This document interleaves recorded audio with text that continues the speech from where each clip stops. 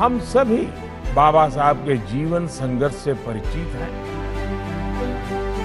इतने संघर्षों के बाद भी बाबा साहब जिस ऊंचाई पर पहुंचे वो हम सभी के लिए बहुत बड़ी प्रेरणा है। वो एक यूनिवर्सल विजन के व्यक्ति थे।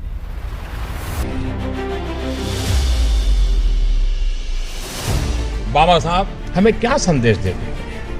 उन्होंने समाज को एक ही बात कही, भाई शिक्षित बनो। और एक बार अगर आप शिक्षित होंगे तो दुनिया के सामने आप आंख से आंख मिला करके बात कर पाओगे। दूसरा मंत्र दिया, संगठित बनो। और तीसरा बात बताया, मानवता के पक्ष में संघर्ष करो, अमानवीय चीजों के खिलाफ आवाज उठाओ।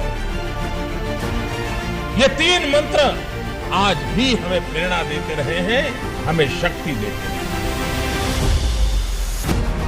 बाबा साहब की विचारधारा के मूल में समानता अनेक रूपों में निहित है।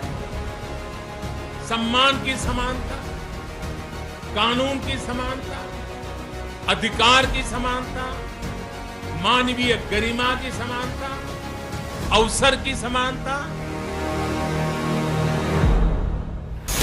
बाबा साहब अंबेडकर ने जिस भावना से जिन कामों को किया वो पूर्णतया पवित्र राष्ट्रनिष्ठा थी, समाज निष्ठा थी।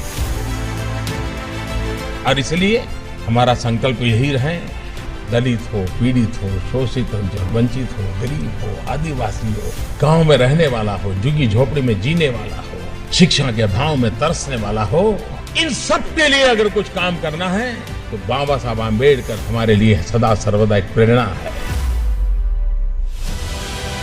हमारी सरकार ने बाबा साहब के योगदान को देश दुनिया के सामने प्रखरता से रखा है।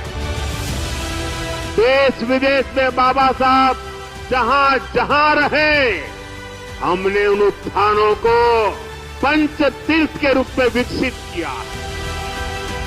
महू में उनका जन्म स्थान, नागपुर में दीक्षा भूमि, मुंबई की चैत्य भूमि, दिल्ली में जहां उन्होंने अपना अंतिम समय बिताया, और लंदन में आम्बेडकर मेमोरियल होम, ये पंच तीर्थ आने वाली पीढ़ियों को प्रेरित करते रहेंगे।